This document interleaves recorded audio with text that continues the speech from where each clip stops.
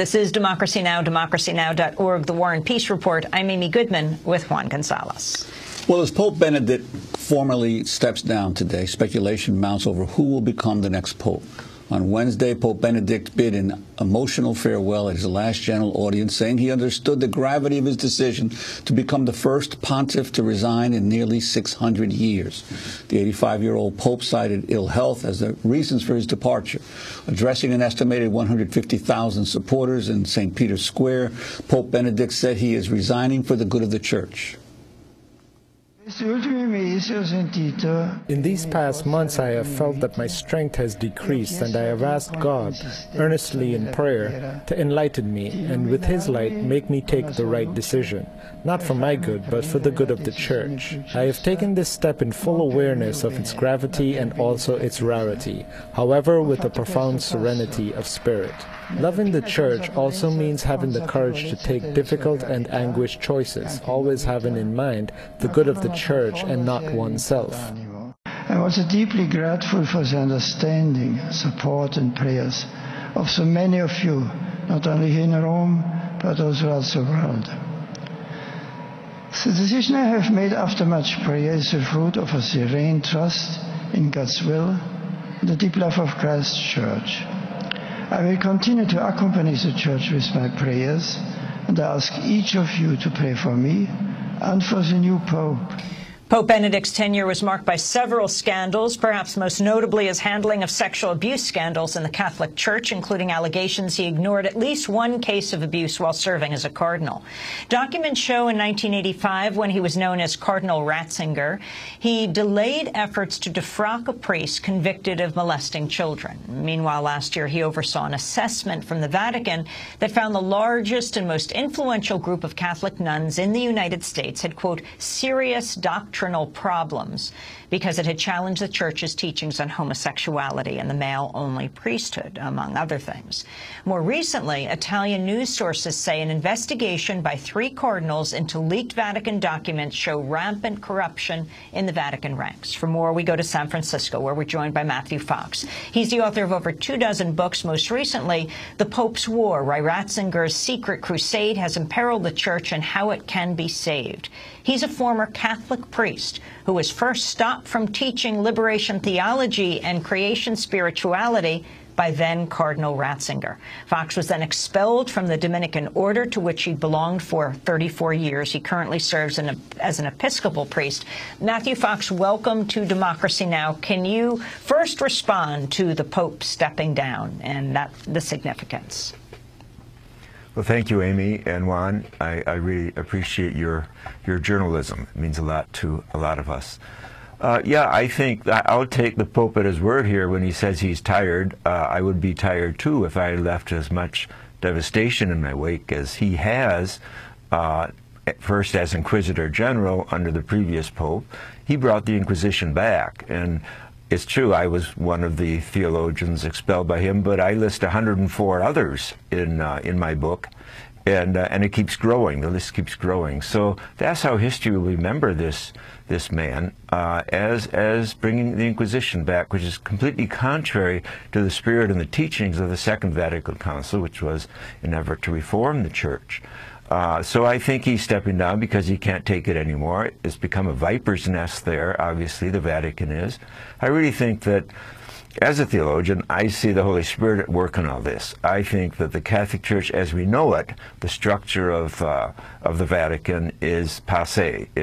We're moving beyond it, and it's become a viper's nest. It's really sick what's going on. Obviously, the cover-up of the pedophile priests, and you can see it everywhere. Cardinal Mahoney in Los Angeles is cardinal in Scotland.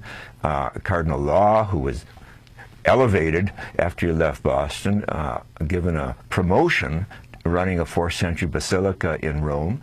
And this Pope himself, the recent documentary came out a week or two ago from HBO about how the buck stopped with him regarding these horrible things that went on at a school for the deaf in Milwaukee, where over 200 boys, deaf boys, were abused by a priest, and Ratzinger knew it. This Father Maciel, who was so close to the previous Pope that he took him on plane rides with him, abused 20 seminarians, and he had 2 wives on the side and abused 4 of his own children. And Ratzinger knew about this man for 10 years. That document was on his desk, and he did nothing until the year 2005.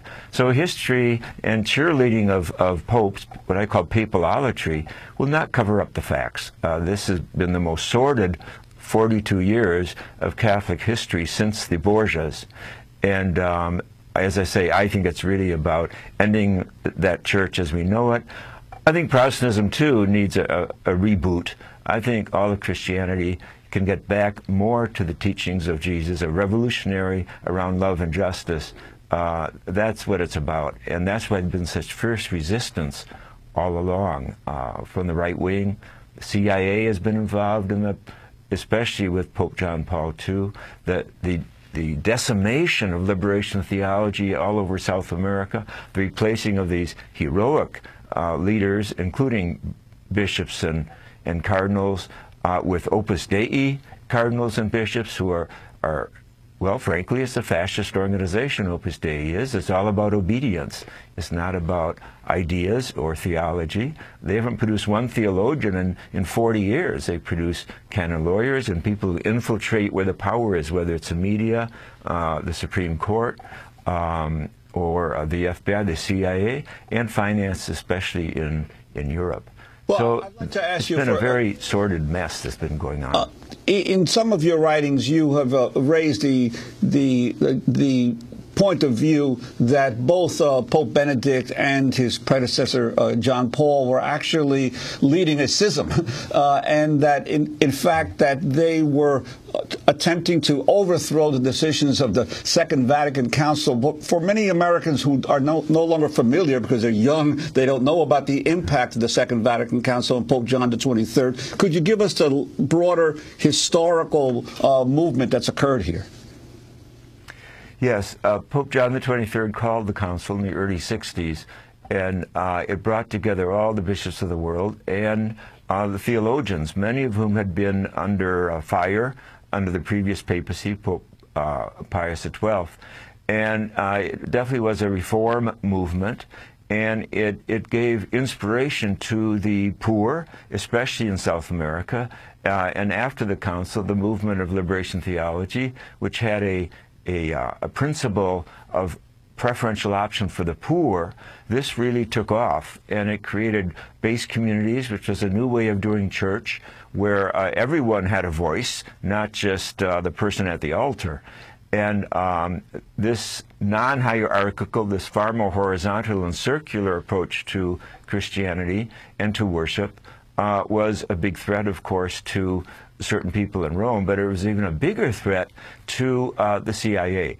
When Reagan was elected, 2 months later, there was a meeting of his National Security Council in Santa Fe, New Mexico, to discuss one thing: how can we destroy liberation theology in Latin America?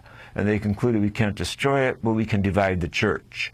And so they went after the Pope. They gave him lots and lots of cash for solidarity in Poland, and in exchange they got the permission, if you will, the commitment on the part of the papacy to destroy liberation theology. And this is very much documented, is actually documented by Carl Bernstein, of all people, in a cover story in Time magazine, where he kind of creates a hagiography of Reagan and the Pope together, creating so much good. But Bernstein, I think, was very naive about what was really going on in terms of the church itself, because the reform of the church, part of the council was to declare freedom of conscience, and it said every Christian has a right to freedom of conscience. Well, all that was destroyed by Pope John Paul II and Cardinal Ratzinger. So the reforms of the Vatican Council were stuffed. And the reason this is a schism, therefore, is that in the Catholic tradition, a council trumps a pope. Popes do not trump councils. For the last 42 years, these two papacies have been undoing all the values that the council stood for. And this is what the sisters are now undergoing. Just as they attacked 105 theologians, now they're accusing the sisters of, what should I say, not participating in the Inquisition.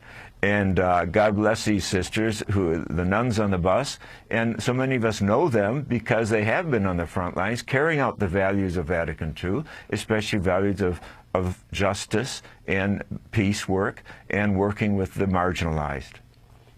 Matthew Fox, why were you defrocked? Why were you forced out of the Catholic Church? You say it's because of liberation theology. Explain. Well, I was first I was silenced for 14 months by Ratzinger, and then I was allowed to speak again, and then 3 years later I was expelled. But he drew up a list of complaints. Number one was that I was a feminist theologian, he said. I didn't know that was a heresy. Number two, I call God Mother. Well, I proved that all kinds of medieval mystics call God Mother, and so does the Bible, although not often enough.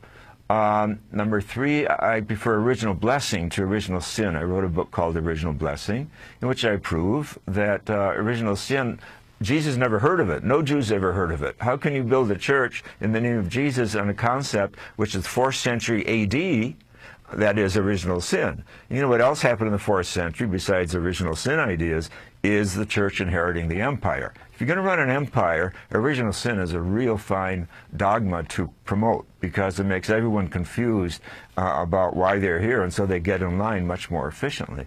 And they accuse me of not condemning homosexuals, which of course I do not.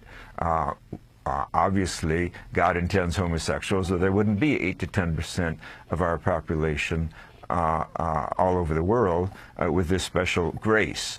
They said I work too closely with Native Americans. Well, I do work closely with Native Americans. I've learned so much from Native American teachers and rituals such as sweat lodges, sun dances, vision quests. I don't know that that's a heresy, and I don't know what working too closely means. So those were some of the objections, and really none of them hold water. They're really Rorschach tests about what really freaks out the Vatican, and of course, above all, it's women and sex. And that is the agenda. Whenever there's fundamentalism and fascism, it's about control.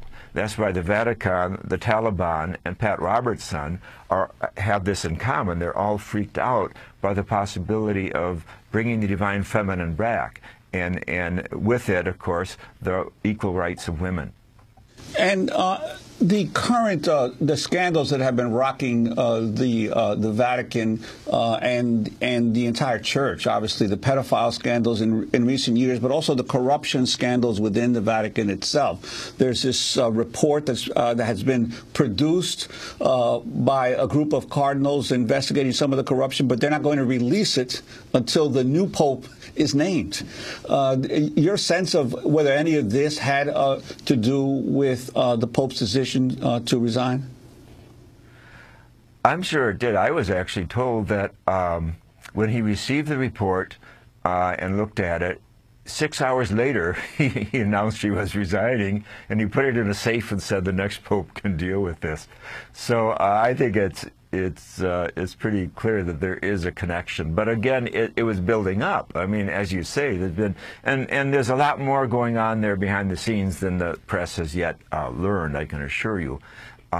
There's been so much cover-up. And when Ratzinger made himself Pope, I went to Wittenberg and pounded 95 Theses on the door. And a year and a half ago, I was in Rome, so I translated them into Italian, and pounded them at Cardinal Law's Basilica on a Sunday morning. And it was so interesting. A 40-year-old Italian man came up to me, a Roman. He said to me very simply, he said, "I used to call myself a Catholic. Now I just call myself a Christian." I was very struck by that. Right under the Pope's nose there, Italians, too, are beginning to catch the truth of things, that we're at a great historic moment. An 1,800-year-old institution in the West is melting before our eyes. And it's painful, it's ugly. On the other hand, it's also a moment for breakthrough and for pushing the restart button on Christianity, returning to the really powerful message of Jesus and his followers throughout the centuries, the mystics and the prophets, and just hearing your broadcast about Dr. King brings it all back, and this French fellow who stood up to fascism. You know, when my book was translated into German, I got a letter from the translator saying, "I cried many times translating your book." She said, because my generation, she's in her 40s, in Germany, was promised never again, no more fascism. But your book proves that fascism is back. It's in the church, especially the German and Polish wing of the church. She said every German has to read this book, whether they're religious or not. And I think it's true in America, too, that like this fellow who died at 95 reminds us of fascism is worth fighting. And it's worth acknowledging it's there. Susan Sontag defines fascism institutionalized violence. Catholics have been going through institutionalized violence for 42 years. Ask any of these theologians who've had their jobs ripped away from them. Some of them have died of heart attacks. Some have died of poverty in the streets because they couldn't get work.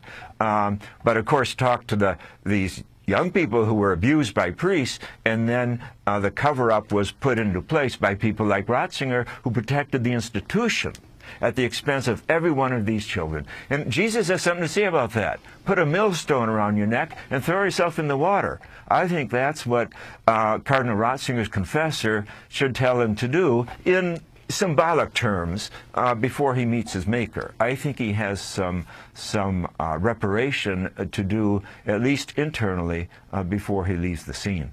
And Matthew Fox, in terms of the speculation as to who will be the successor to Pope Benedict, obviously there's a lot of talk about there may be for the first time a pope from the global south. Do you see any possibility for real substantive change in church policy, no matter who the successor is? Sadly to say, I do not, because every one of these voters was appointed by Ratzinger or the previous pope with Ratzinger's approval. So they all think like them. You see, the dumbing down of the church has been what's really brought about this pedophile crisis. Because when you don't have leaders who are intelligent and with conscience, but only yes men, which is what they've been appointing for 42 years, you know, you don't have intelligent response to crises such as finding a pedophile in your midst. And there's a North American bishop, I will not name him, archbishop, who 20 years ago wept in the presence of a friend of mine and said to him, there's not a single bishop they've appointed the last 20 years that I can respect. Well, now we can say the last 42 years. So frankly, I think there are a few names that come up. There's this fellow in Africa who, unfortunately, though, is a complete homophobe who's been endorsing all the homophobic violence in African laws lately. So, and he's head of the Peace and Justice Commission in the Vatican. One would hope it won't go that far. There is an Austrian cardinal who is a Dominican who actually showed a little bit of independence once or twice. There's a Somali from Boston who's a Franciscan and therefore does not want to be pope. And I think that might be a real good criterion, although I don't know anyone in their minds at this time in history who'd want to be pope. Matthew Fox, we're going to leave it there. I want to thank you very much for being with us, author of over 24 books, most recently The Pope's War, why Ratzinger's secret crusade has imperiled the Church and how it can be saved. Matthew Fox is a former Catholic priest who was first stopped from teaching liberation theology and creation spirituality by Cardinal Ratzinger, then expelled from the Dominican order to which he belonged for 34 years. He currently serves as an Episcopal priest speaking to us. Thanks so much for watching this report from Democracy Now!, your daily independent global news hour. We don't accept advertising or corporate funding, but rather rely on donations from viewers like you. Please make your contribution by visiting democracynow.org. We need your support today to keep bringing you this hard-hitting, in-depth reporting.